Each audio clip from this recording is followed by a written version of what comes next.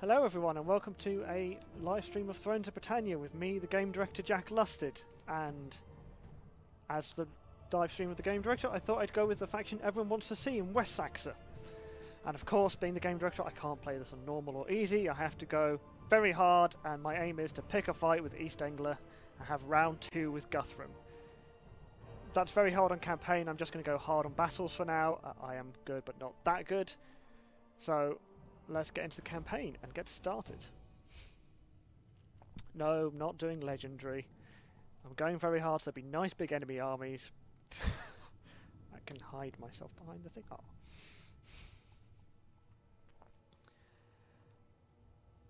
So first off, let's start with a lovely intro movie for West Seaxe.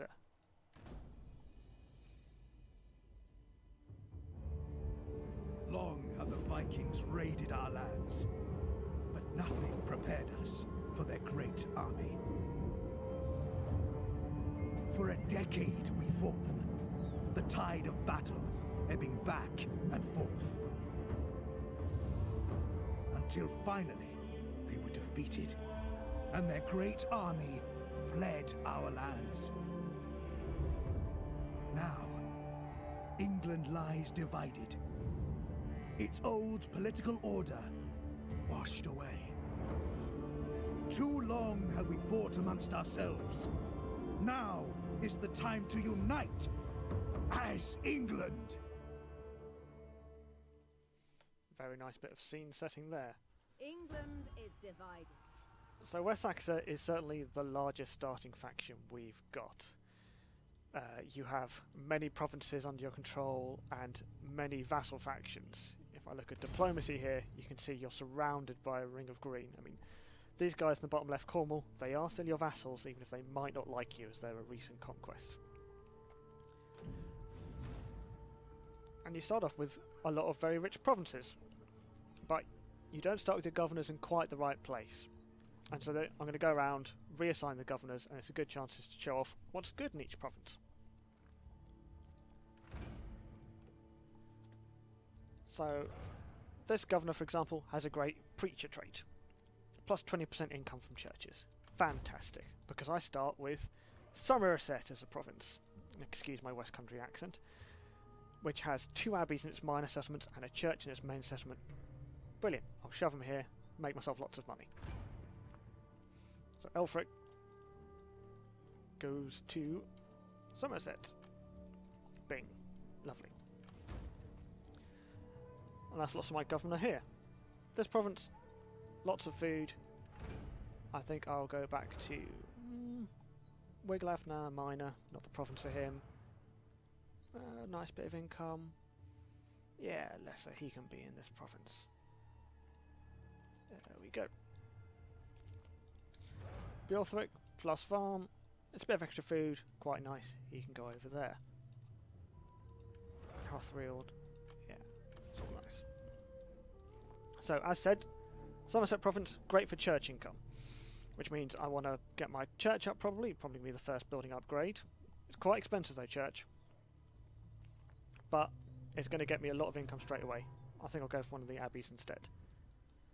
Down here in Warham, in Dorset, this is a market province, which is great for trade income. This will probably be something I focus on next. Maximise my income from trade, get myself the income I need to get lots of armies. In Hampshire, you've got a number of farms, but there's also Winchester as the capital, or Wintanciasta as it is in the game, which has a few special buildings in it, including a chain devoted to the Saint Swithin. He was a bishop of Winchester, and he died not long before the game started, actually, and he became quite a popular saints cult. We've got a few of these cults around the game. You've got one in here in Winchester. You have one over here in Sancta Edmundes, which is devoted to St Edmunds. There's some to St David, or Irish saints as well. You get a lot of this kind of diversity across the map. But for now, I'm not going to look at that one. West Seaxe province itself has a nice garrison in it, which is nice. It's on my border with the rest of the Danelaw factions. Probably be quite useful early on. I mean, my goal for this playthrough is going to be picking a fight with East Anglia. Probably starting with this province here, taking London and going up the east coast. But I start with a rebel army in my territory. And as is on very hard, it's a bigger army. Forces in good order. But it doesn't matter, I've got Alfred. He starts off with 10 command, so he's got double the bodyguard size. He's a legendary general, high-spirited, good leader, famed. Bit unhealthy, but his other bonuses compensate for that. So I'm going to get him with this fight here. The foe.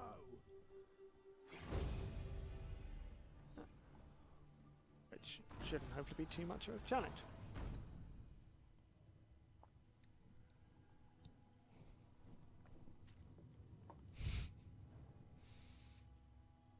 Yeah, it's a pretty similar playthrough. Someone's on the chat talking about it being similar to Western Rome or the Eastern Roman Empire in Attila.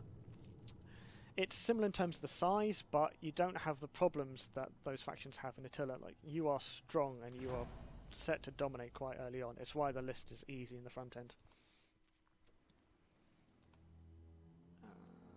Fog. Rain. It looks like a very typical English day. Enemy army, quite a bit of infantry, some cavalry, some archers. I'd have to use my troops well. Battle awaits us. Shield. A cavalry charge to the rear of an enemy formation can be Don't devastating. hold back. Thank you, advisor. I think I know what I'm doing. You'd hope so, at least, being a game director.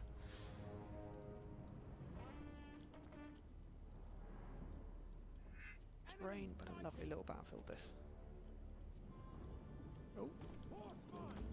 Don't you run. Enemies beware. This is the problem with doing stuff. Oh, not your usual machine. There we go. Back to the settings I like. Fall out, men. There. God is with us. Pound the Back earth. into formation.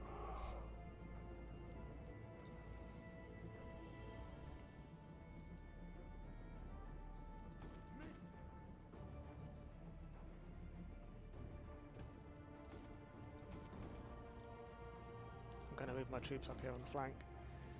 Try to get a position nice and in the open, but I'll keep my cavalry Hurry it up. off to the side to hit them in the flanks. They've got more infantry than me, so I want to try and build them down with my archers and then sweep in with my heavy troops, because Set for Alfred's war. unit, being double size and looking pretty cool, are going to be the ones who are going to win me this fight. I am just up against rebels, they shouldn't be too much of a challenge. Let's just get everyone moving a bit faster. We found our foe. Oh, they're on the move. Courage, men. Ready for war. Coming a bit closer Halt there. to them. To battle.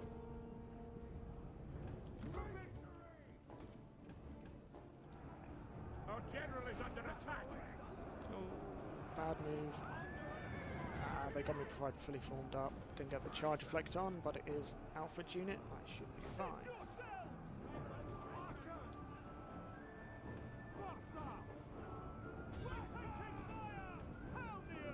Did not go well for the rebels.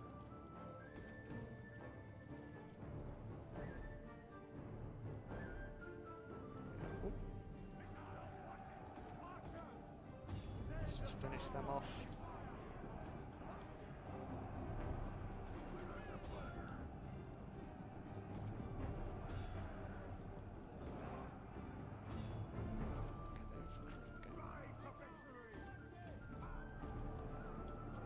His army has a lot more spearmen than me, but I can use my benefits in cavalry now that I've won the early engagement and my heavy infantry to try and hold the line, get them engaged for now. See, they flee before our might. This will take care of their archers, and now I can just swing round with Alfred and take them back.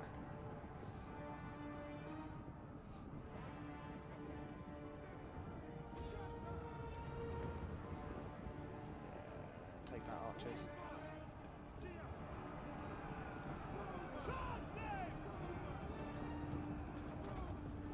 I hope my spearmen here can hold on long enough to win the rest of the battle. not the best idea, but it will keep me some time.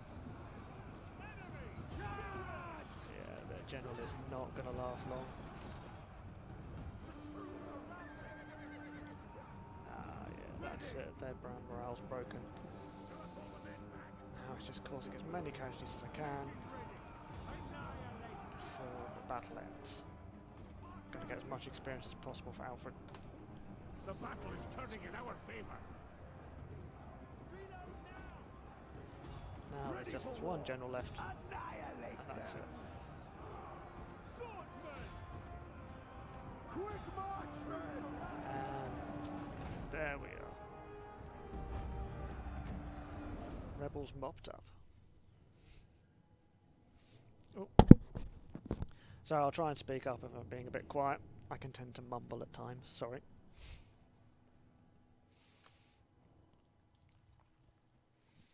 A lovely little victory to start the campaign. Want to get my troop numbers back up? Oh, didn't quite eliminate them. Nothing a follow-up fight won't quickly get rid of. Yeah. Let us advance. So with that out of the way, We will stay the course. my aim for Alfred is to get him back over here and start recruiting up an army. As West Seaxe, I start with a lot of money and a lot of food. The main constraints on my army recruitment right now is the Fjord mechanic, which is limited by how many regions I own, depends on how many levy troops I can recruit.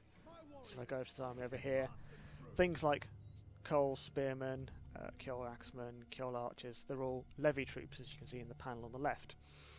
And that's the limit I've got, which can be quite harsh in the early game because they're the most easily available.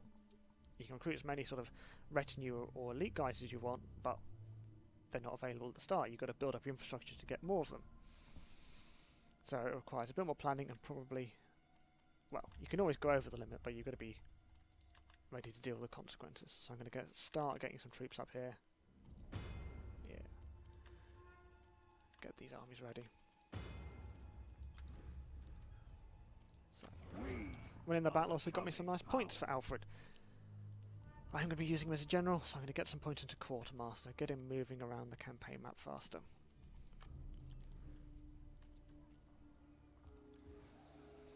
Apart from that, pretty much done for the first turn, but I will look at the family tree a bit.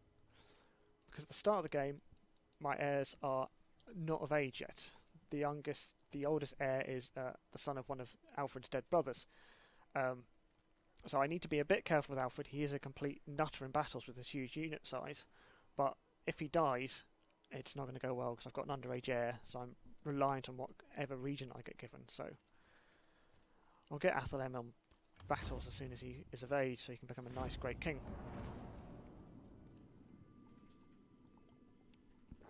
The plan, someone's asking, is for me to just fight Guthrum again.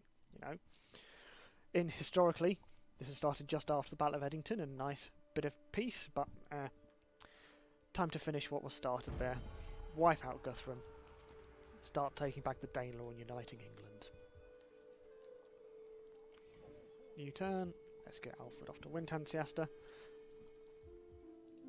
I'm also going to start moving this army closer towards the border with East Anglia, so I can attack from a couple of directions at once.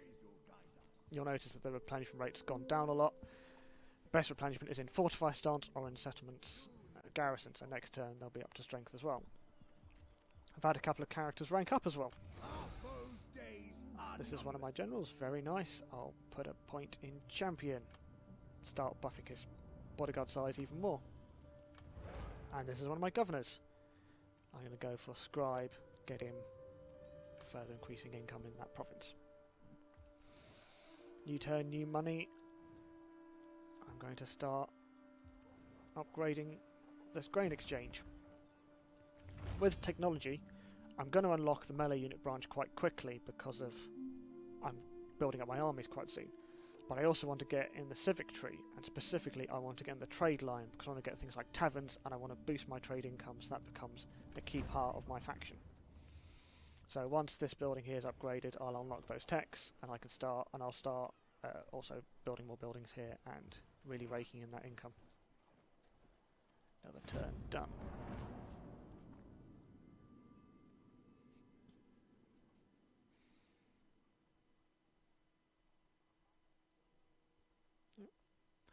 Where's Canute?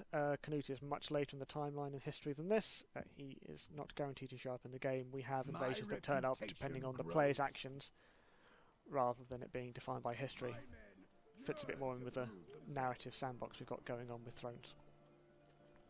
Alfred has arrived at Wintown Siesta.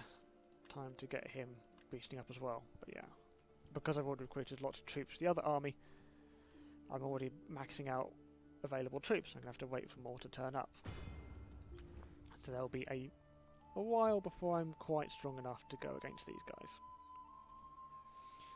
And one thing I will do to help build my army situation is upgrade my farms. The more food I need for troops, the more farms can provide that. Oh, no, not scribe. This is Alfred again, another point in quartermaster. This guy, another governor. Ooh. He's got very nice boost to zeal, which definitely helps with public order. So I'm going to put some points to scribe, get his governance up, reduce corruption, increase income. Just have a quick check of the diplomacy situation. Well, Mallorca to the north are my sort of nearest English friends. I sort of want to make a declaration of friendship, make sure I've got my northern border secure before I go after East Anglia, but I do want to beat them up and take them over because I want to make England, so I'll do it for now, and then later on I can always stab them in the back.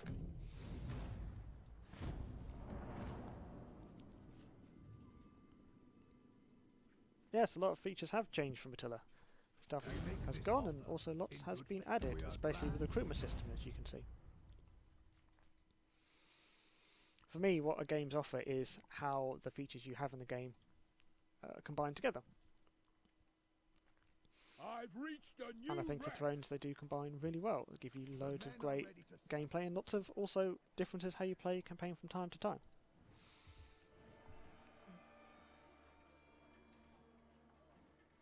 Everything well. I certainly disagree on the game looking dull and boring. I think we've got some very nice colours in here. Now, obviously it's not going to be super bright and colourful. This is a history game. And it is Britain, so there's going to be a certain amount of grey and rain involved. But I think we've captured well the look of Britain and its seasons. What are you doing? Looks like Guthrum has come for a little wander. I have to keep an eye on him. I'll move Alfred up in case they decide to do anything funny.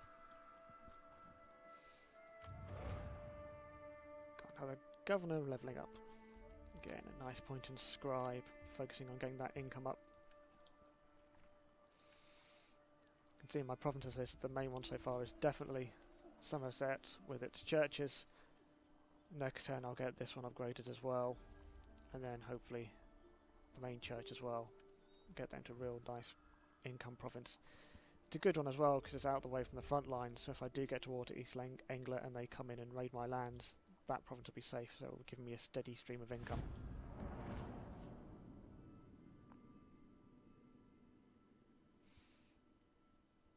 Someone's asking about the field mechanic. I will show you more in next turn once I'm back on my screen.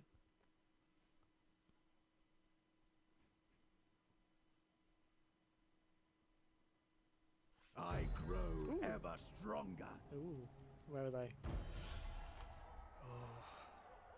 So some Viking roads have appeared. They might go for Kent, they might go for East Anglia. Have to see what luck I get. So the Fjord mechanic. You get a counter based on the number of regions you own, which limits how many levy units you get. If you keep within the limit, you get a public order bonus and a food production bonus. If you go over the limit, you start to get penalties as well. So it's good to keep it in the green, especially as the more food you have, the more troops you can field. My warriors are General's leveled up.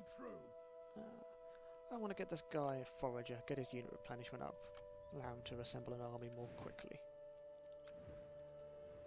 I'll recruit some more troops with Alfred once I've got him in Guildford.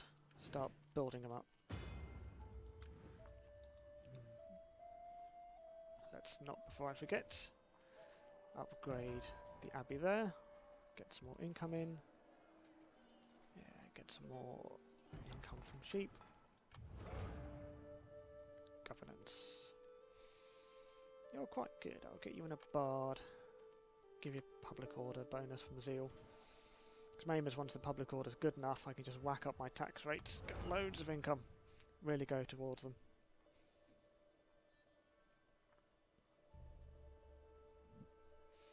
Another governor here. Ooh, yeah, get him some scribes. Minus 9% construction cost and minus 30% corruption is very nice. It's really good when you get up to the top level.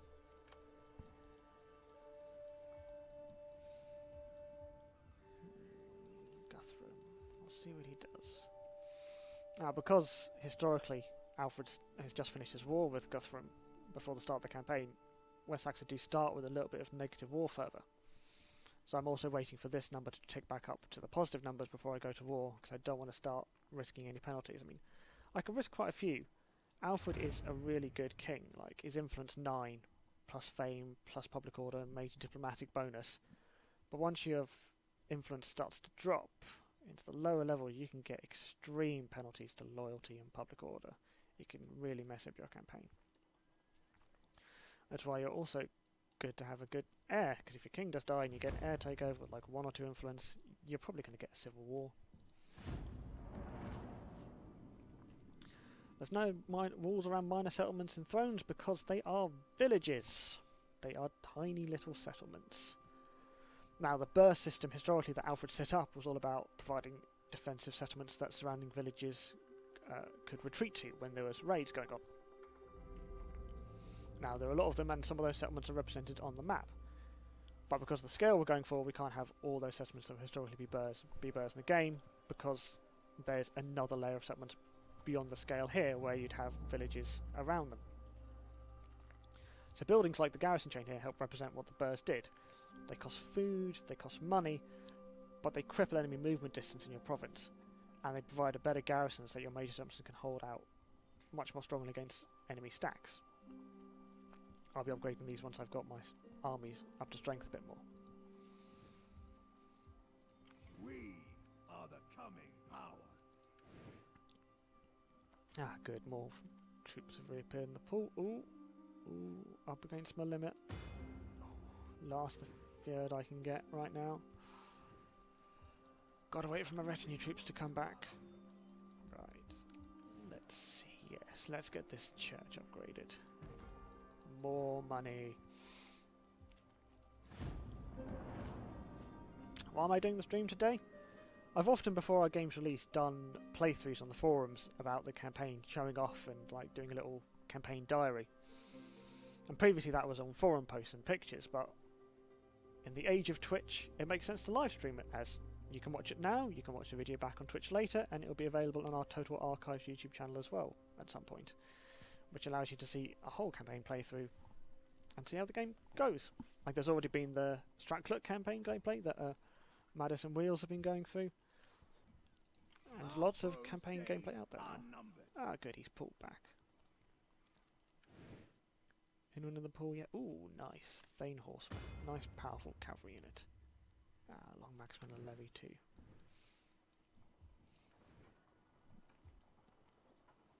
Yes. One turn on this, but I will get that pottery upgraded. Nice bit of market income there that ties in nicely with the grain exchange main building as well. And same for the Trade Wharf port.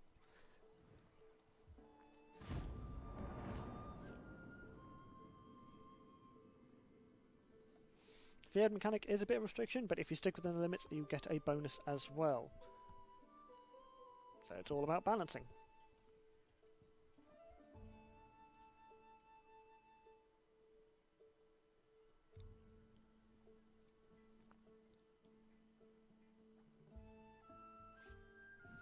People asking about performance. Yeah, we've done a bunch of changes for Thrones to ensure the performance is as smooth as possible. Got this technology unlocked now, so I can start with the tavern chain. I've also unlocked the melee line, but for now I want to get my income up to support my armies, so let's get that researched. The men have trained for this. Yeah. These guys are almost at full strength. This army is as well. So with fighting East Anglia, I'm not going to do it this turn, it's winter. Though there's not too much snow attrition around this part of the British Isles. They start with Grantabru. Oh, hang on, Whitings, what's gone on there? Ooh, there are some Viking armies around there about to make trouble for them, which I can't quite see in the shroud. Interesting. But East Anglia has Grantabru as their vassals, so it is very much going to be a fight of them and their vassal versus me and my vassals. It should make it quite a big fight. Nice early one. Now, I'm going to start upgrading Windhand Siesta, because I want to get access to another of the unique buildings here. So, we already talked about the Church of St. Swithin. That gives a nice little line with lots of bonuses to fame and income. And they also get the unique Nunaminster, which was created by King Alfred in Windhand Siesta as well. Again, lovely big bonuses too. You see a bunch of these buildings across the campaign map. I mean, the aim is to make provinces as unique as possible. So up here in Tamworthig, you'll see buildings like Offa's Hall, which remembers the great period of mercy and supremacy under King Offa, and the Staffordshire Blacksmith, which is based around the find of the Staffordshire Hoard, which was this amazing collection of Anglo-Saxon art. Reflects some of the beautiful items that got created. So that one is like a normal forge, but even more income bonuses. Gonna see if the Vikings take some territory off East Anglia, maybe.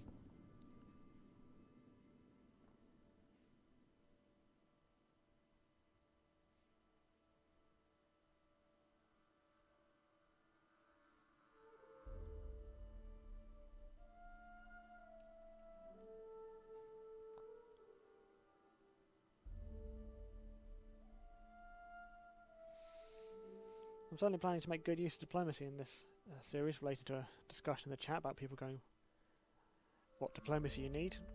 Yes, I will be fighting, but with the war feather system, you need to have periods of peace as well, otherwise you're going to get a lot of penalties. So it takes to plan out your wars of conquest and how you're going to expand across the map and who you want to ally with.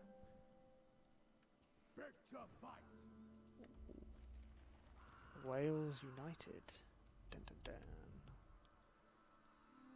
That is certainly going to be powerful. Ah, yeah. Muirk has started getting into Wales. The Welsh have united in response. The two main branches of the family have united, and that is going to be a big old fight. So they're certainly going to be occupied for a while. Something to take advantage of, eventually. But still, my conquest is focused to the east. Battle awaits. There's 4 turns a year. Winter causes snow attrition in northern parts of the map.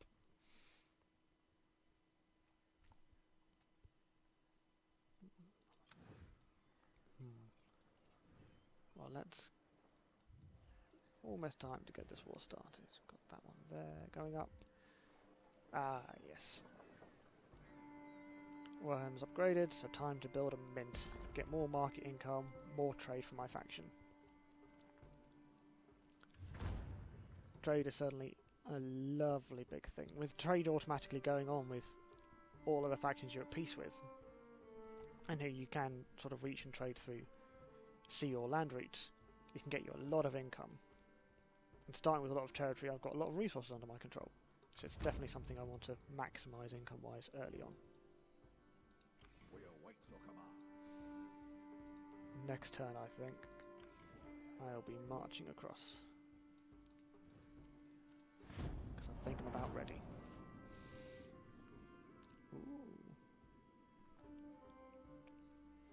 Where is he going? Co-op campaigns are 2-player.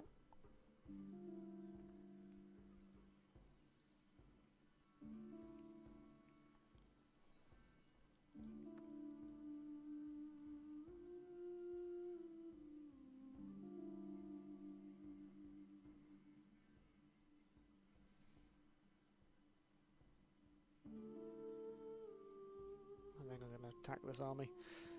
My endeavors are rewarded. Ooh. And just in time for My Alfred to warriors level up. are steadfast and true. They're going to put a point in Forager.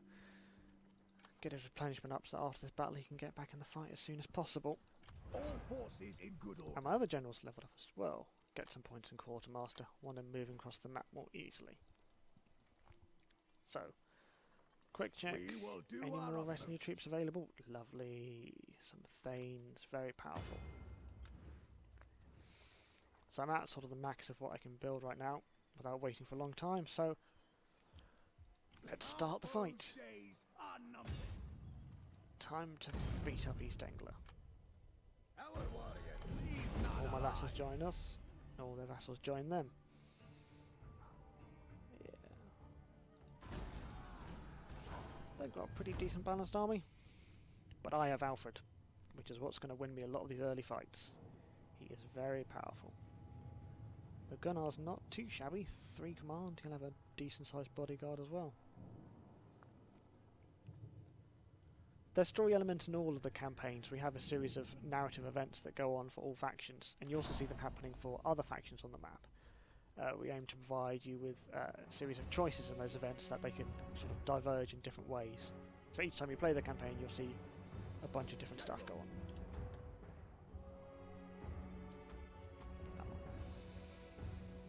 Yeah. Nice line of troops. I think I outnumber them missile-wise, so I'm going to get in range and batter them a bit. Yourselves! Yeah.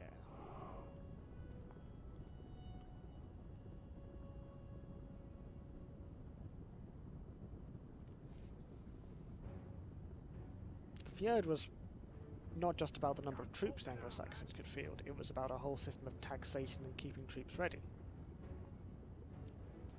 The Fjord was also about keeping a balance between troops in the field and making sure you could produce enough food to keep them fed. So that's what it gives.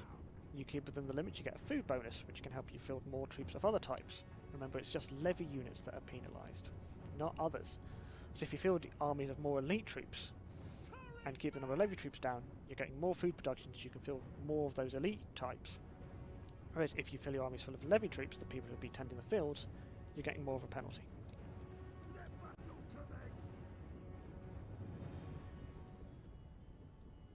Yeah, they're just waiting for me.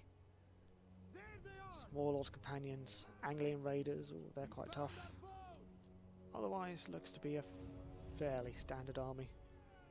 Ooh, some long axemen, I'll have to keep an eye out for them. They will chew through some of my levy spearmen.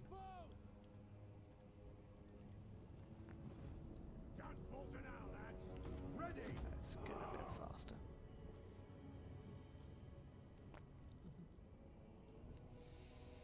Here you can see some of the minor settlement maps. It's not on the battlefield at the moment, but because we fought near it, there it is, a lovely little village nearby.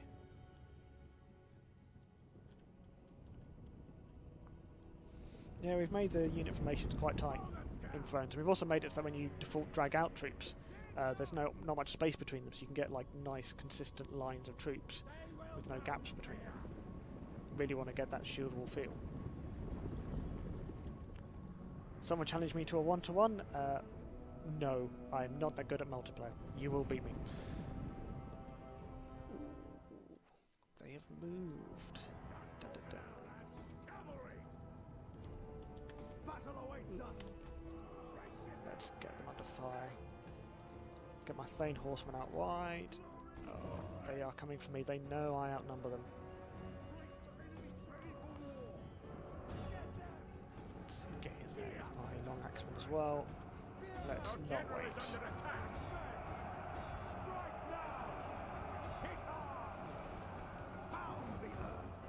Keep these guys back in reserve as they're the newly recruited guys. Not up to strength yet. Let's keep the enemy engaged. Come on, horsemen. Get involved.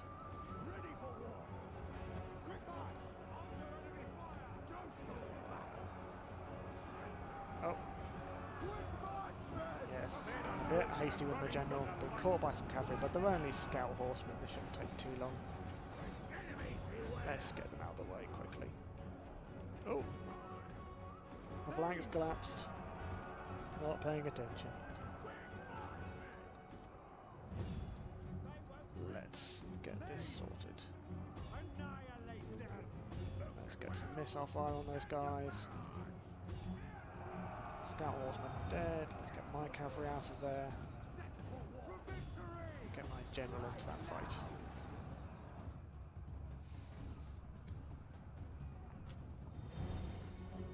These guys have rallied, but I'll put them to protect my missile units for now. Thanes are very tough guys, helping to get rid of these Anglian raiders. Nah, they've routed again. Let's get rid of their archers. That's more like it. Right then.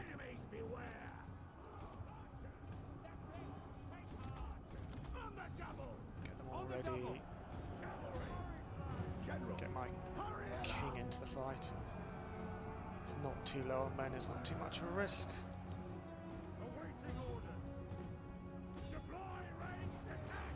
Small missile superiority to take out those axemen. Oh, they're taking a few hits. They are leaving the field.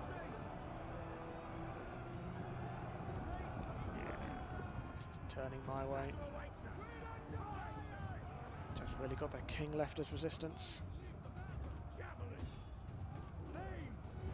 Let's get these guys flanked out of combat.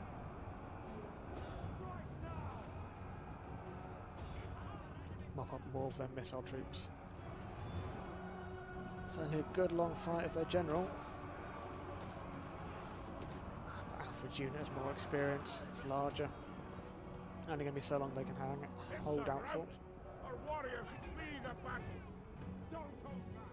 These routers again. Oh, The battle is the long turning in axemen our finally favor. decided they'd had enough. Cavalry. This enemy is about here. Broken the rest of their troops. It's just their general who's holding out, really. Making ready. Bowman. Death from afar. Let's Deploy put all the focus on them. Come on, scouts. Come on, Thane horsemen. Nice rear charge. The men have been routed. They are leaving the field. Yeah, he is going to die soon. Let's not let my cavalry get too bogged down. Anglo-Saxons get some pretty decent cavalry, but it's not fantastic, especially in prolonged melee against these kind of guys. As you can see with the losses. Enemies beware. Just break them. The enemy general is dead. Yes. Oh. Not paying attention, they've got my archers. Too late. Broken the last of them. Let's hunt them down. Gotta get some nice experience from my cavalry. Ah! Don't fire at my own men. Stop that.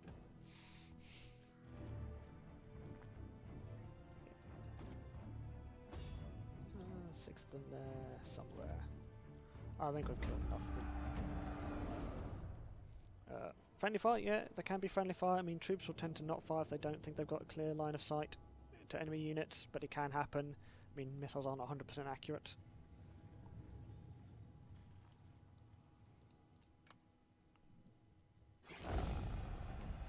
Bye-bye.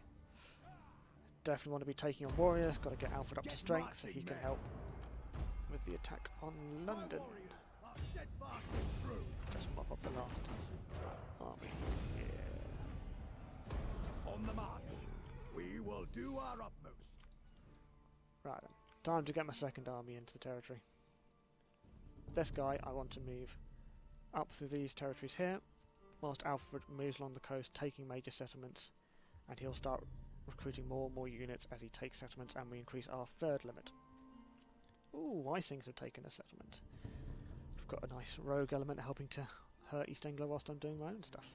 Very nice. Back here, yeah, let's get some upgraded farms. Get more troops in the field. Lovely.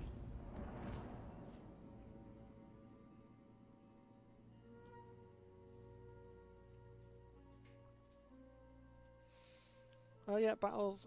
That was a little bit faster battle. I have been doing a bunch of balancing stuff today. We had to do some adjustments to sort out an issue where some of the balancing wasn't right, that had more of a knock-on on battle length than we thought, so I spent some time this morning making other adjustments so battles get a nice long length. So yeah, with this build it'll be a little fast. But luckily, unit balancing we can do quite late, in terms of tweaks to get it right as it needs to be. Wish our houses to be on friendly terms. Demand declaration of friendship from the Vikings. No. It seems we could. They're not very trustworthy, and I really don't want them to hang around after I've beaten up East Anglia. Aye. Boom. St Albans is mine. Ah. And loyalty. So this is where the estate system kicks in. Alfred starts with 3 estates, the ones you can see with the crowns, and now I've gained another one by taking St Albans. And this in fact comes from the... Oh no, it's the farms, it's not a Benedictine Abbey. Once I convert this to Benedictine Abbey, I will get another estate. There's 3 types of abbeys in the game.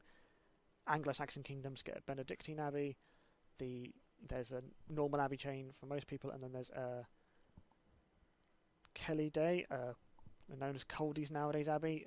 They give different bonuses. Anglo-Saxons get estates from theirs as it was very important, sort of the land of the churches. But because my king's got so many estates, it's causing loyalty problems, so I need to distribute some. Now, distributing an estate gives +2 loyalty, as well as removing the negative low estates penalty, if there's one around, and also gives influence to these characters.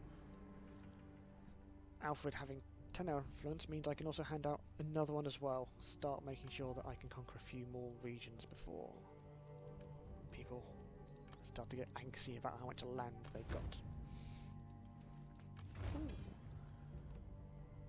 Nice. Can now build a tavern. I'm going to get more of that lovely trade bonus, tying nicely with what I'm doing in Warham. Though I have to wait until next turn to have enough money to upgrade that. Alfred's doing alright. We will prevail. Let's get a siege on. We can take Make East Anglia come to onward us. to victory. Then I'm going to save the rest of my money for next turn to upgrade Warham. Low public order? Yep, just taking a region. They don't like it. So it shows just how much of a bonus I'm getting from Alfred that the public order is not that bad from taking a settlement. He's giving +5 because of his influence. He is a very good king.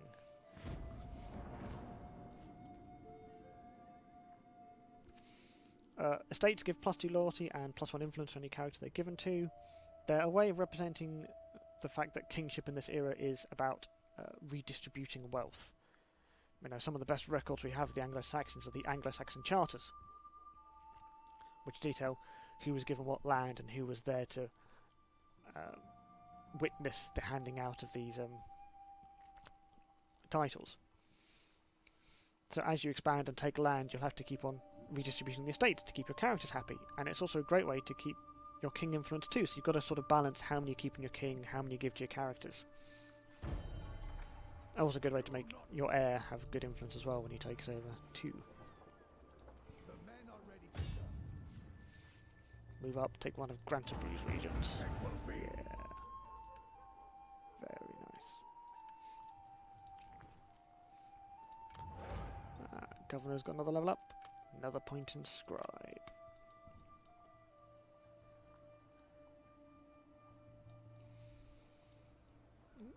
Lost myself. Where am I? Here I am. I'm going to wait another turn, get that extra siege tower up before I sort that. Start getting this upgraded. Whilst this is a good money income province for now, I want this one and trade to become much more important as I go forward.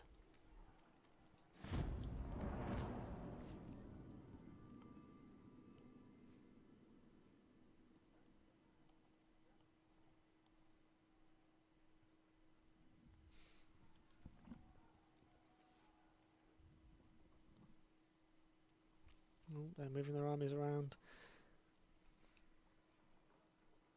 Looks like it'll be a bit of a fight to take Cambridge or Grantabrig. I will be butchering some of the pronunciation of this. I know I put all these names in the game, but yeah, it's... I don't speak Old English, so I will get some of this wrong. Ooh, more raiders. Oh, they're more island. They shouldn't be a problem. Ah, you will. They just had to arrive when I'm in a war. I'll have to hope they don't attack me yet. Are there other bonuses tied to estates? It is about loyalty and influence for characters. And characters can get unhappy if they don't have enough of them. Our foes' days are numbered. So I've got most of this province, but not all, so I'm going to keep on going further north. Try and take Cambridge itself. Oh, my allies have come to help. This should be a very big siege battle. Onward to victory! Yeah, I'm definitely going to be fighting this battle. I mean, it shouldn't be a hard siege, but it's always nice to show off some of the settlement maps, especially somewhere like London with its Roman walls.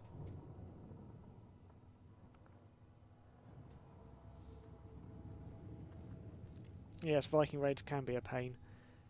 I have to hope they go for one of my vassals or someone so I can get some more coordination on them rather than going for my lands itself.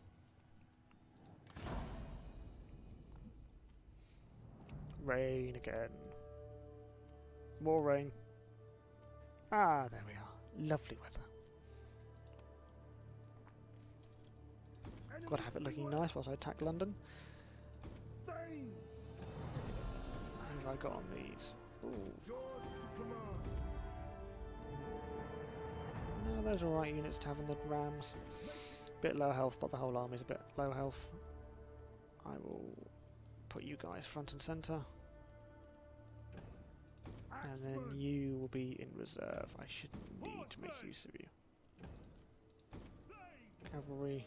And then you lot. You lot are going to go in the front so you can act as distractions. Because I want to take the walls. The enemy tremble before our superior numbers. Our reinforcements have arrived. And the number of estates you get depends on what building chain you got in a province. I mean, all estates are pretty equal, though they are tied to certain regions. So if you lose territory, you can lose estates, and then that can piss off characters as well. London, or Londinium, or Caerlondon as it's known to the Welsh, or London to the English. Lots of lovely names.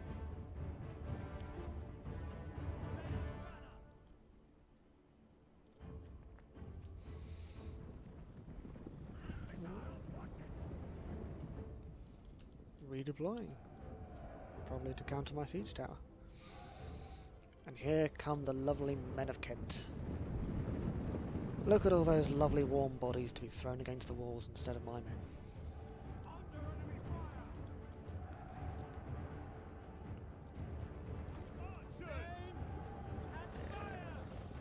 Let's give them a good shout.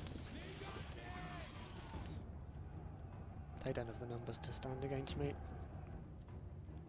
So now it's all going to be about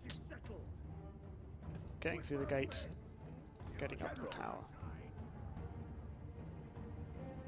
I'm going to move Alfred up so you can ready to go up the tower straight away as well. Same for these guys. I'm going to have my cavalry go through the main gate once that's owned. And then just push on straight through to the main capture point. Located here in the centre of the settlement. Oh, someone wants to see the general of the battlefield? Sure. I say as he walks through a long bit of grass. Here's good old Alfred the Great, complete with his lovely crown.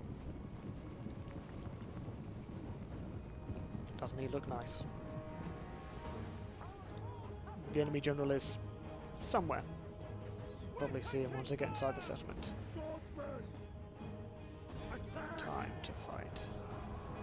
Fine over here should go pretty well. Got Thanes against Cole Spearmen.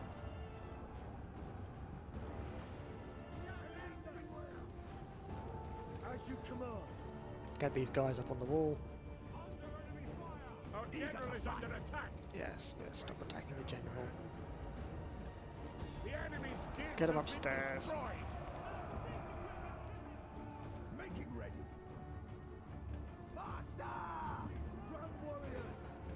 I'm not going to go through the gates just yet. For war. Let's get you to shield wall so you can be a bit of a missile target. Come on, guys. Find the walls here. Good. You lot take the capture point. Need to get in through the gate. Get my cavalry in.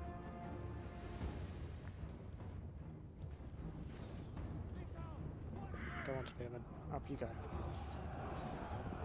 Yeah, these things are making swift work of the enemy. Enemies beware.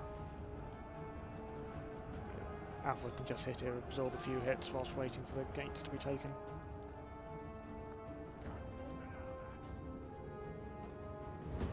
The Kentish guys are moving up to attack the gates themselves.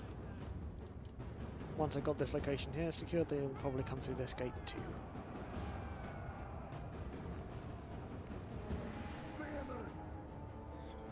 I should have probably held back until they actually did that. Oh well, more kills for me.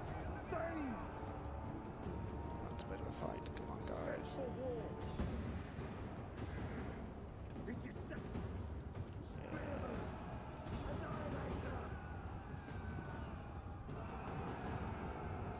Might lose my thanes here, but they're making a good account of themselves.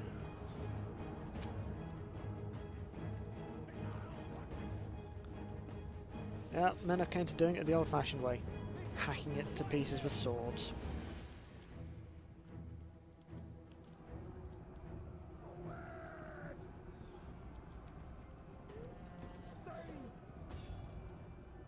Come on, guys, in you go.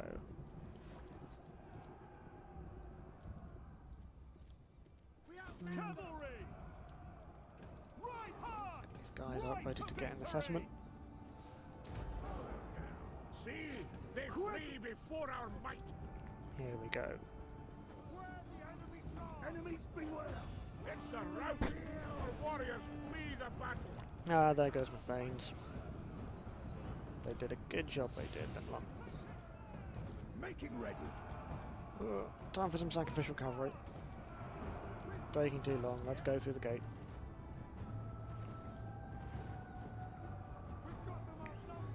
That formation I was in was not shield wall, it was shield castle, which is an anti-missile formation.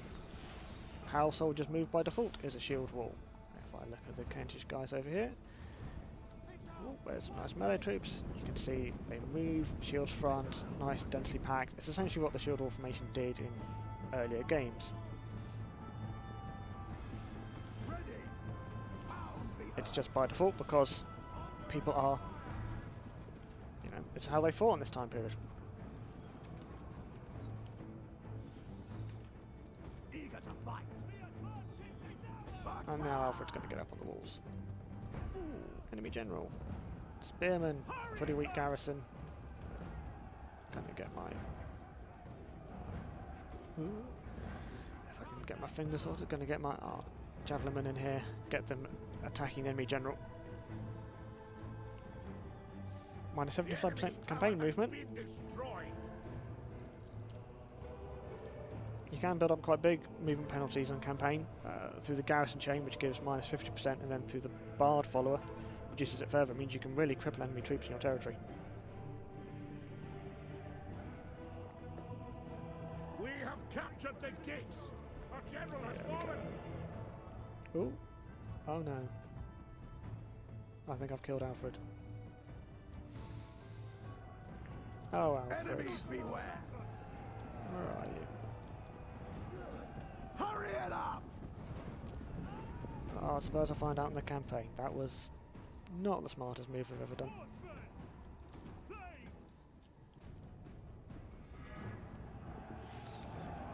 Making ready. Oh dear.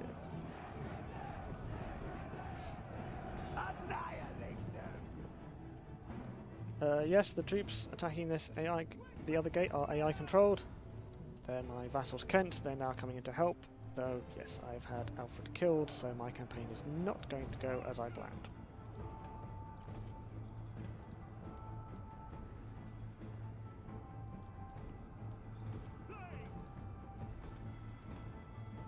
Enemies beware. Let's just finish this off now.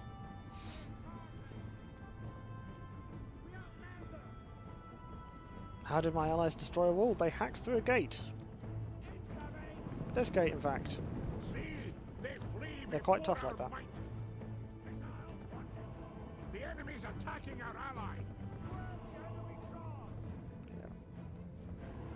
It was an easy battle. I probably should have auto-resolved. But it's... I want to show off the nice settlements. What can you do?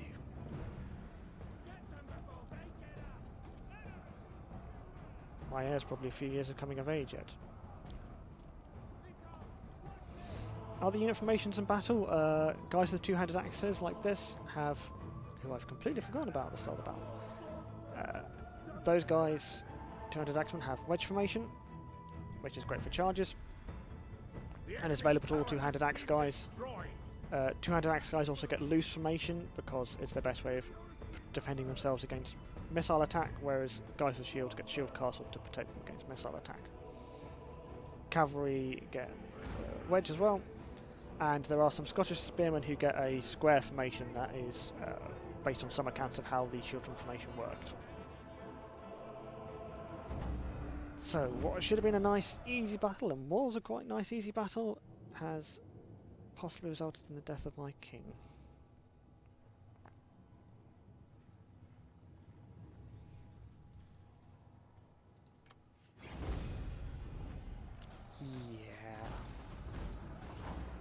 Yeah. Alfred's dead. This is not good. The men are ready to serve. This is really not good.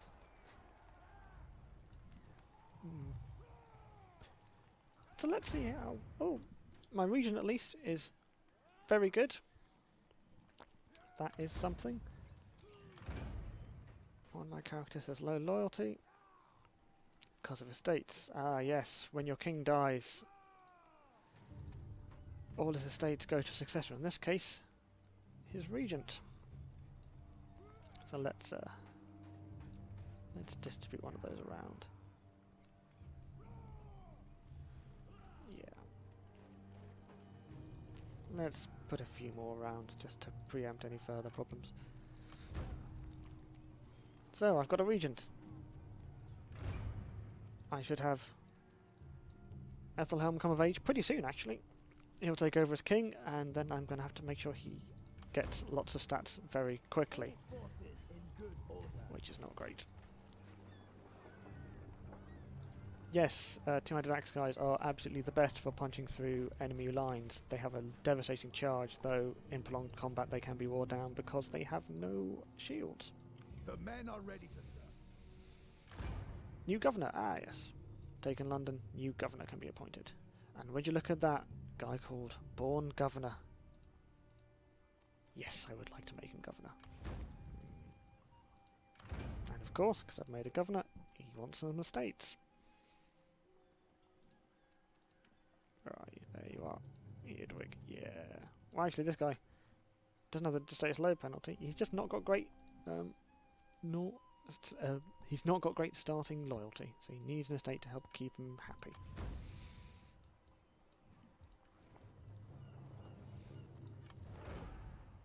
Governor's leveled up. Get another point in scribe. Another governor. Another point in scribe. This guy, I'm having to fight against his traits. He's got a personality trait that can't be lost, -1 governance, but he is giving 20% to industry and 15% research rate. He's a pretty good character to have, so I want to keep him around and just level him up. Yep. Rebellion problems.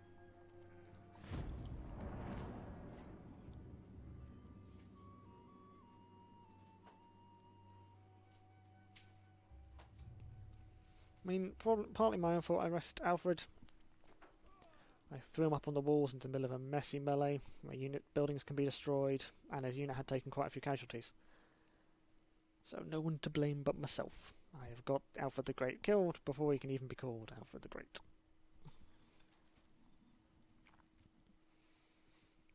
Still. Journey on. Now I've got to defeat East Anglia as revenge for Alfred. I think it's more Alfred that now I've been squashed by a bit of falling masonry. Ah, this is one of the mechanics for the Anglo-Saxons, the Witan. This is specifically for West Seaxe, actually, where you get choices on what to do. So you'll get a payload that will come about once you choose one of these. So I think I'll hold a nice feast. Get some more bonuses. And yes, Ethelhelm has taken the throne from the old regent. Lovely. And immediately I've lost a bunch of nice bonuses. I've lost +5 fame, lost a bunch of diplomacy bonuses. He's not great, so I'm going to have to get him some nice tokens.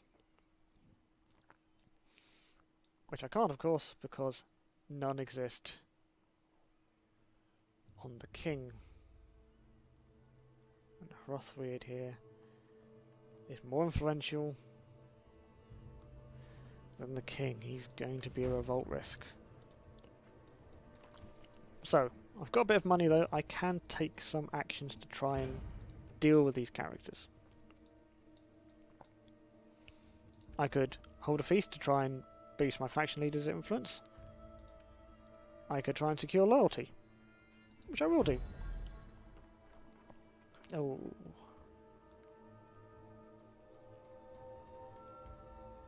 I will take the hit of influence for now.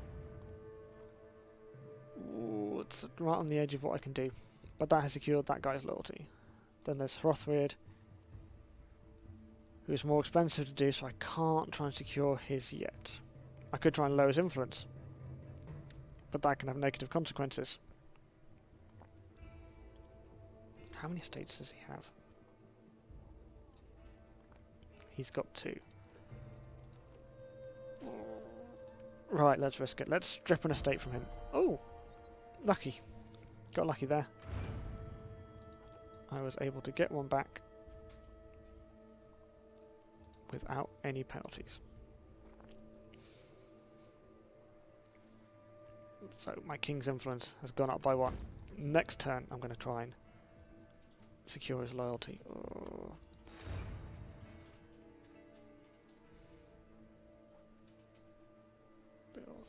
Yeah. It ain't great. Ah, he's been adopted as my heir. He was the old regent. He's back in the family tree. He is not great. Who can take the hit of losing an office? It's Elfold, the general. He's pretty good. This guy's a governor. Justicar. Governance. I am going to remove him from his position because I'd much rather keep someone in my family tree happy. And I'm going to make him my heir for now. Because my king is 16. He's a young baby. And I need to get him into combat. I need to get him up to strength so he can lead one of my armies in the fight against East Anglia. Definitely need some more. Let's start boosting my melee troops. Unlock some royal thanes who are very tough in battle.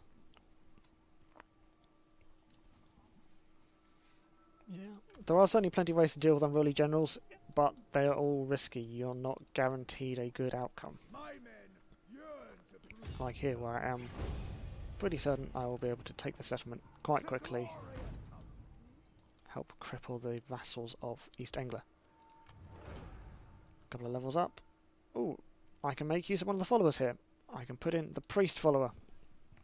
Get this guy's loyalty up. It causes public order problems in enemy territory if I move him there, but he's a governor, so it's mainly there because I desperately need him to not rebel. Ah, that was a loyalty problem one, yes. General, let's get your command up, make you nice and tough on the battlefield. Last few turns have been a good example of how things can change very quickly in Thrones. I've lost Alfred the Great. I'm having to deal with the fact that my young king is not brilliant, and I have lots of very powerful nobles who are not very fond of him yet. I'm having to deal with it as best I can.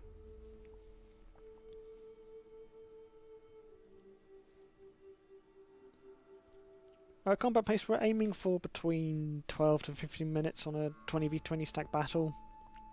That will vary depending on where we are in the campaign. Like, you can get a lot of bonuses to melee skill and things like that, which will tilt the battle in favour one way or the other. Ooh. Lots of factions being killed. Let's have a look on diplomacy. Let's see what's going on around the world. Let's switch to faction ownership. So, Miacha is completely beating up the Welsh. Poor Welsh. Ooh, Stratclut has been defeated by Westernus and North Leode as well. Yeah, Westernus start as vassals of North Leode. So they've been sandwiched by the Northern English factions. Now they're at war with the Scots, says their Nathfocler. Not much else going on there. Ooh, Brafen have been defeated. Destroyed by Ilek. They're expanding their power. And Mead's suffering a bit as well. Interesting. Things haven't quite fully kicked off in Ireland yet, though. Right, Elfric. Skill loyalty, yes! Got him secure. My king is secure, and I'm going to hold a feast. So here, because I've got some money in my treasury, I can in fact get some more mead and help keep people happy. Yeah, it's been a feast, bit of drinking, people have got in a fight, I can just get them drunk more. And that's put his influence up to 8. Plus 2 public order, diplomatic bonuses, he's in a much better situation than he was. Can't afford many more units though at the moment, even though I now have 4 more I can recruit in the Fjord mechanic.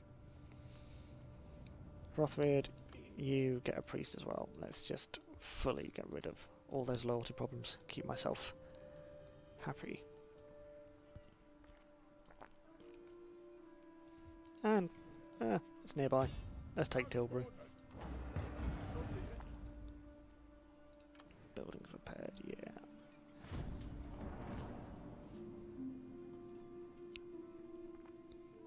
Ulster does tend to do quite well, or Allied as they are in the game.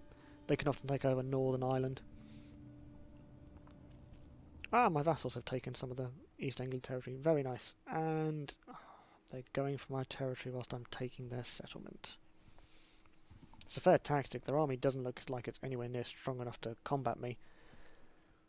But they can harass my... they can sack my settlements or take them, depriving me of food and resources.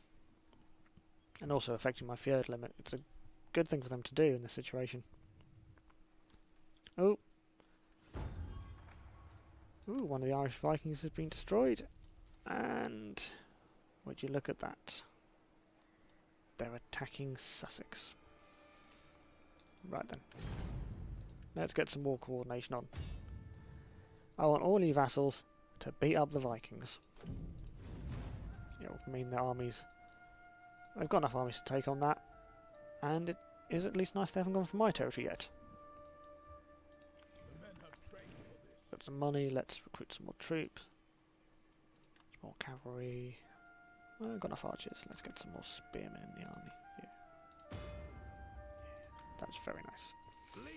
Supplies! Ooh! Oh yes, very low. Every army has a supply rating in Thrones.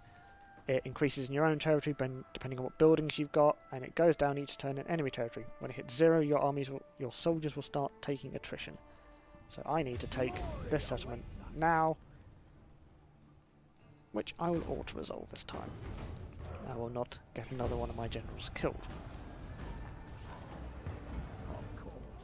There we go, their supplies will start to tick up a bit. Very nice. Let's repair these buildings.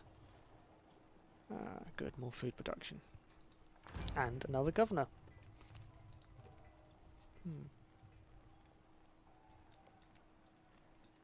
Because I've finished the conversion of that building there, I've gained an estate. Lovely. So I'm checking the estates before I appoint a governor. Because when you appoint a governor, they can often start with low loyalty, like there's no guarantees of having loyalty. So having their state free that you can give to these guys means you can guarantee that you'll have a governor who's not going to rebel anytime soon. And he's getting income from farms. Perfect, got farms. We will stay the course.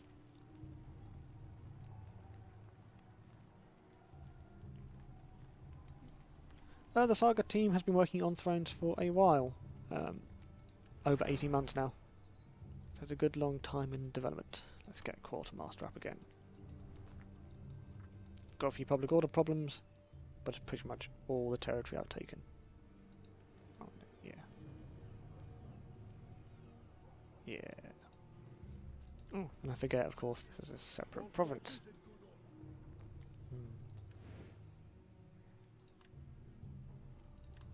Gonna get some more troops into that, reach my fjord limit. Now, after I'm having for the Vikings to be taking out some of East English territory, I want that territory for myself, so I'm going to come into the back, take these territories in a bit, once they've replenished up a little.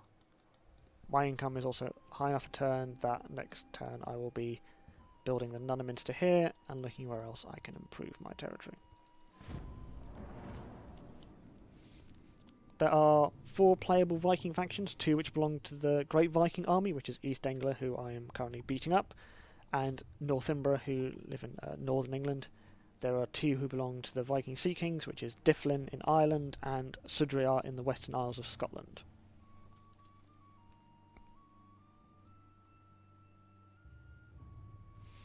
Thrones is out on the 3rd of May, so just over a week away.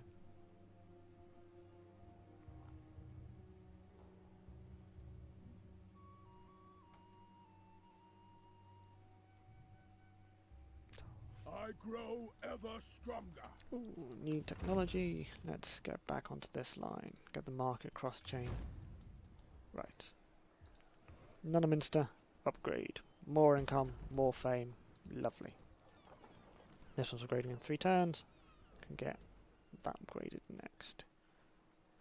Food situation's alright. Yeah, let's upgrade one of these abbeys again. Get more money from there. He's upgraded. It's my king. Hooray. Let's get you movement distance so you can help out in battles more.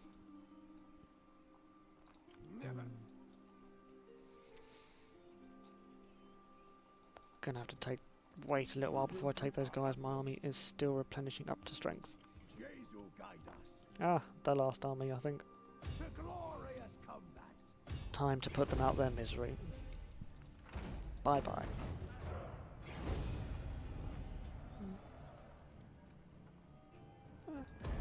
Forward march. I'll do that. Very nice. And winning has got me some nice warfare increase. Winning battles is a good way to keep it up against the constant turn-by-turn reduction you get from being at war with factions. My warriors are steadfast and true. So long as I keep winning this war and finish it off pretty soon, it shouldn't get too bad.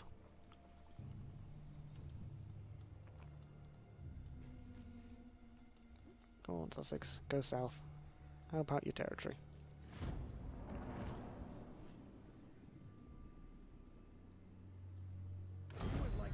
Yes, this is my first standalone title as game director. I was previously the lead on the new content team for Attila and Rome 2. Defensive Pact. Why do you want Defensive Pact? Because they are at war with a lot of the Danelaw. No, I think I'm going to leave you to your fate whilst I'm busy with East Anglia.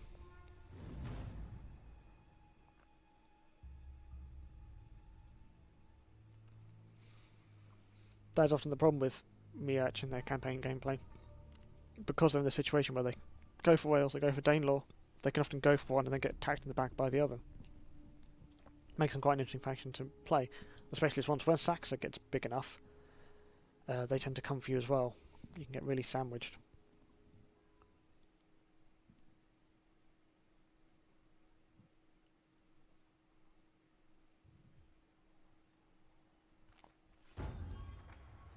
Ooh, Mead's dead. Ooh.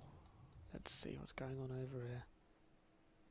Yeah, Deflin has just beaten them up. Poor Mead. Poor Flan. All dead. Does mean our leg's getting quite nice and powerful. And this is just turning into a right back and forth going on here.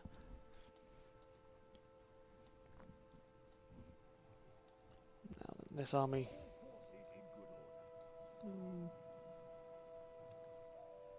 I think I'll move you up north. Go for Norwich and those provinces. Take advantage of the enemy's distraction. And speaking of distracted, West Seaxe are sieging Cirencester. Time to take their territory from them. Boom. Agreed. Very nice. Oh, born governor. More governance. Yes. All the lovely income. And I'll upgrade the grain exchange in London because I want to access another of the unique buildings, the Guildhall, which gives lots of resource production, which is a great benefit for trade, and plus income of all types as well. It's a really good building chain.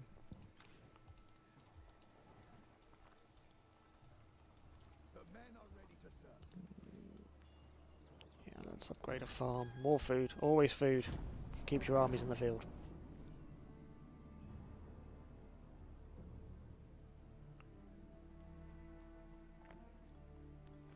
Game of Thrones is out on the 3rd of May, and there are 10 playable factions.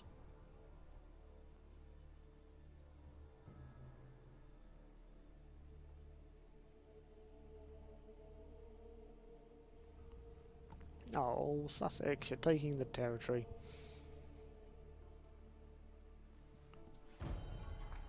Ooh, the Nordmen have been destroyed. Well done, Kent. You protected the land. You did your job. Well done. Good vassals. Oh.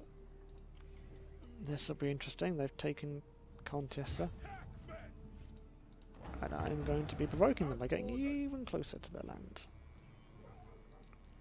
We will see. Oh, what did the Vikings do here? Oh, gonna wait for that one to repair.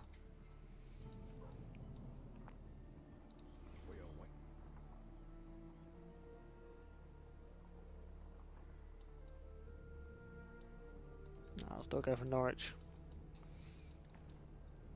East Anglia has suffered pretty badly here. It's been attacked by me, attacked by West Seaxe. They've been attacked from multiple fronts before I could even get to them. Might as well repair it, I've got the money. And then all the churches. Oh, not quite enough for that one. More money.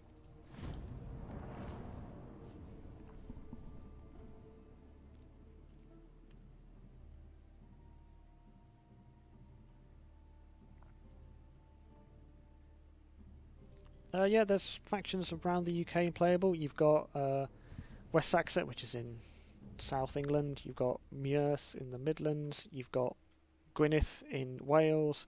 You've got Strathclyde, the other Welsh faction, in the southern Scotland. You've got Kilkenny in the west of Scotland. You've got Sudriar in the Western Isles. East Anglia in East Anglia. Northumbria in the northern Britain. Mead in the middle of Ireland. Dyflin on the east coast of Ireland. Lots of factions getting killed. Raiding me and a rain of blood. Oh. This is one of the seasonal events that can happen. Based on stuff in the annals, like you'd often get reports of weird events going on. So incorporating the game as events that can happen, and they're generally not very nice. But then historically people didn't like them, and they're raiding and doing the territory. That is a powerful army. All forces in good order. Do I risk my king fighting them? Ooh. No, I will not risk him yet, but I will recruit some royal thanes and some more thanes. Really boost the power of this army. So that soon, yeah, they'll be dead. The end game is the ultimate victory. So you have different types of victory conditions. Conquest, which is all about owning territory. Fame, which is about sort of building up your faction, researching technologies, great buildings, having good kings. the Kingdom victories, which is sort of set conditions. These vary depending on your faction group, what kind of things you're going for. Once you've completed a long victory type, you then have the ultimate victory condition, which is a late game sort of foreign invasion event that happens. Now, depending on difficulty level and where you are on the map, you get different numbers of armies showing up. So because I'm on very hard, if I get there, there'll probably be 2 armies showing up. Well, 2 factions with lots of armies showing up to challenge for this lovely rich land I will have created. We await your Yeah, command. these guys are going to be a problem, but I can't fight them yet. I will, however, create a new general We await here, your commands. just so I can boost the garrison a little. 4. Oh, no, too many. I can deal with the penalties for... No, I can't. We will do our utmost. I'll get rid of the... one of each. City Jack. Back in that, back in the green. Yeah, because that tipped me over quite a lot, because I was on 66, but you get over this and you get your minus 5% food production, you are in trouble. Again, shows how important food is in this.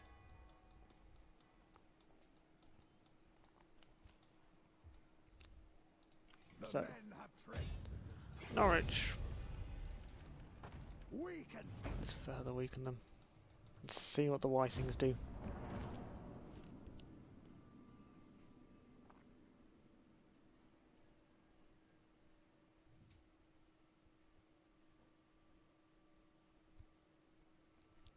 And the innovations are, you get a number of armies show up from a faction, whether that be the Normans, the Dane, or the Norse, and that will be their force. Like, if you manage to defeat them without them taking any more territory, they can't really recruit anything more, but if they do take land and settle down, they can recruit units the same as anyone else. And they've come for my king. Oh, blimey. Well, no auto-resolving of this. This is just going to have to be me hoping my king can win. Otherwise, I will have had I'll have had 2 battles in a row which I fought where my king's died, which would not be a great run of luck.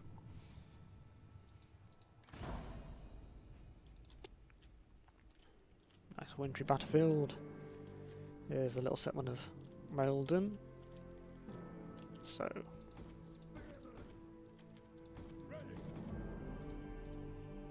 awaiting orders. let's get...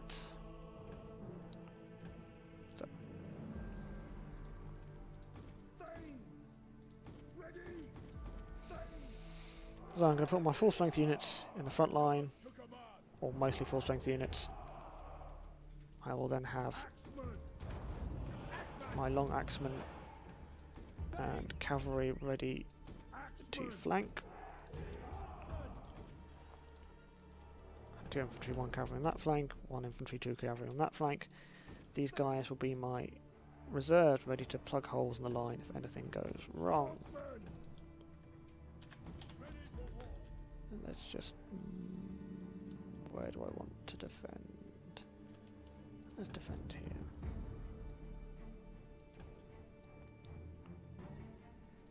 A bit further forward so my archers aren't impeded. Let's go.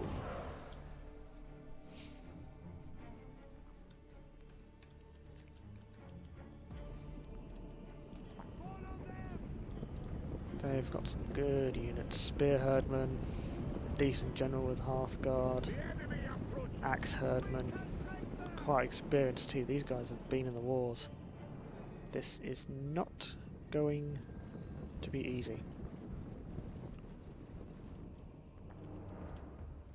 Get them before they get us. And let's hope my new king does not die. Oh, there he stands. Good little general. Cavalry. Quick. Hurry it up. Move them out of the way.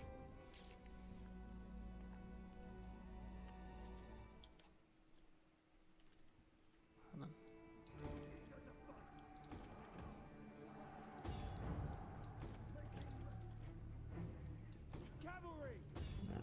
bit too eager with their cavalry. Time to combat that with my own. Very nice. Means I should be able to have a bit of advantage early on.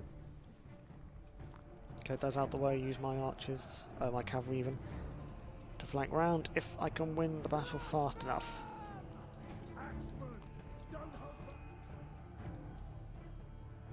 Yeah, go away scout, you've lost. Oh no. Pull back.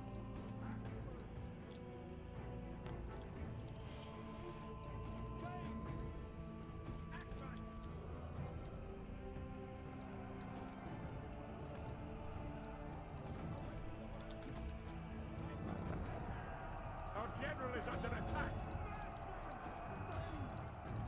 Right then.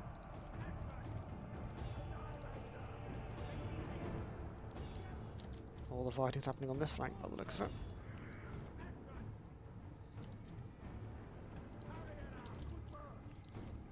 Get my troops into the fight straight away.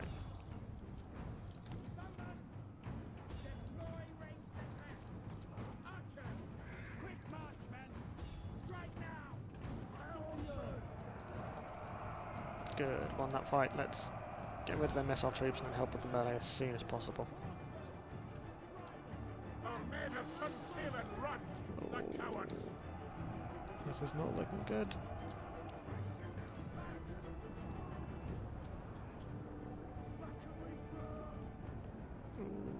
They've got... oh, they're too good. Pull back, let's get a bit of skirmishing going on.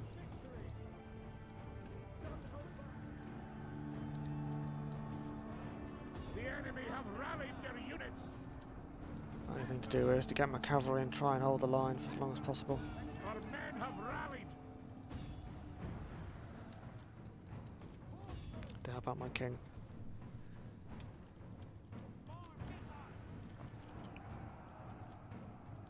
This is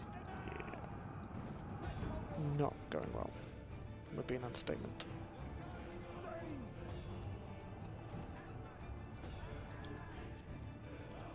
Oh no. My glorious king. I've already lost one.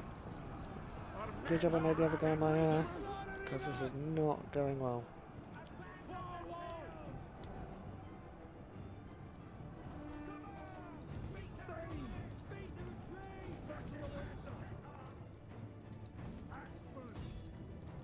Cavalry is dying. The king's dying. The rest of my troops can't hold the line. There's a little bit of hope there. But otherwise my troops are not doing well. Our men have rallied. The enemy general is dead. No, at least I took their general with me. Yes, this battle has not gone well. They had much better melee troops than mine. All their long axes and axe herdmen just chewed through mine before I could hold the line.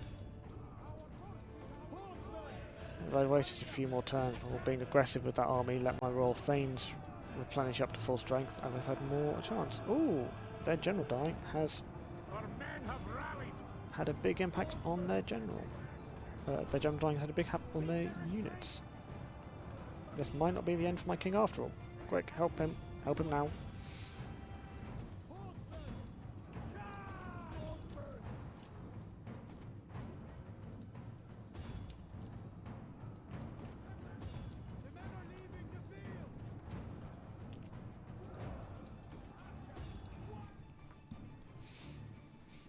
Yes, everyone is watching me They are lose. leaving the field. Trying to get in, save my king before he dies again. Not this king, that was Alfred who died before, but...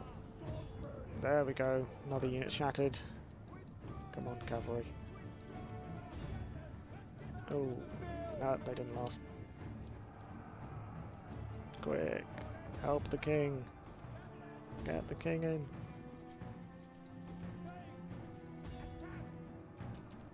This is going to be down to the wire. Is that... oh, spear herdmen have routed. And my king goes. They flee before our might. I might win this, but my king will have died again. It has been a battle. This is just a massacre. I almost saved him. Go on, down you go.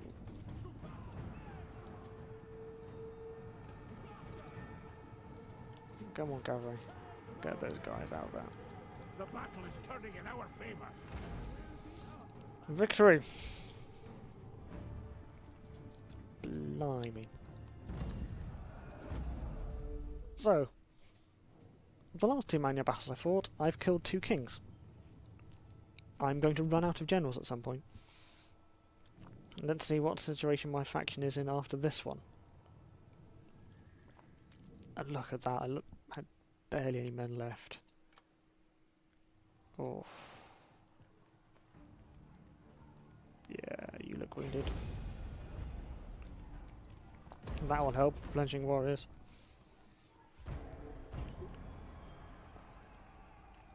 Oh.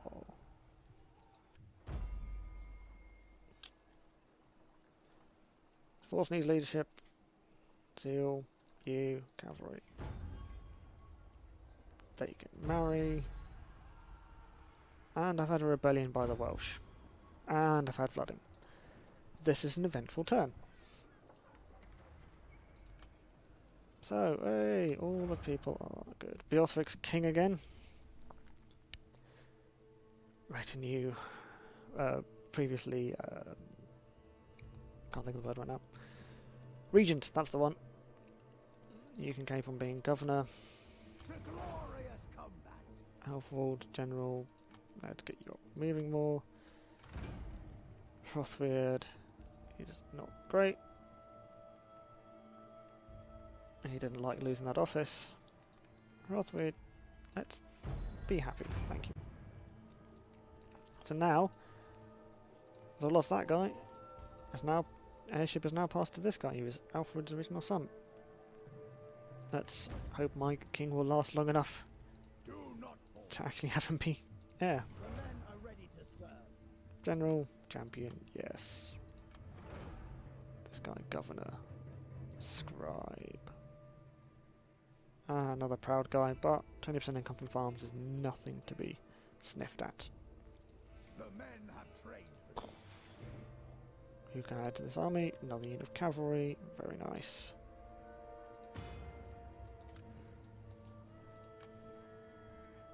Damage here from that. And then, oh, this was the flooding. And now I've got these guys against me. Thank you, Welsh vassals, you have been delightful. I am busy fighting East Anglia. Vassals, please beat out the other one. Yes, I've killed 2 kings already, Alfred the Great and Ethelhelm. It has not been a brilliant few turns. But I am taking territory. We will stay Some bright sides at least. Let's hope nothing major happens next turn. The second king I killed wasn't Alfred's son, it was the son of one of Alfred's brothers who died before him and who were previously kings before him. So there is another son from that brother who will come of age at some point, and Alfred's starting son. There is some of that family still alive, it's just for now I've got a guy who was regent who I've made my heir, and is now king, who luckily has enough influence to keep things together for now. And they've come back for another go. Vikings are pretty aggressive. I'm going to auto-resolve that one after the last one. And they're dead. Hey, take on warriors. This man is working against me. Now this is one of the sort of political events that can happen instigated by other characters. If you ignore, you can have some... You'll see if there's interesting stuff going on, but I have enough money, I'm going to pay him off. I've had enough trouble, frankly. Because I'm not going to give them a chance to rebuild, I'm going to besiege their settlement and wait to conquer it. Over here, East Anglia have raised an army. not alive. Ooh. With their new king, Leifing. Ooh. And that, I think, will probably be a good battle to start the next stream on. Played for a good solid hour and a half for now. Killed 2 kings, including Alfred the Great. I would say it's been a mixed bag. I hope it's shown off more of the game for you. The video will be available on Twitch after this, and also on our archive channel. I hope you've enjoyed watching it. Yeah, I'll try not to get any kings killed next time. So until next time on the stream, see you and goodbye.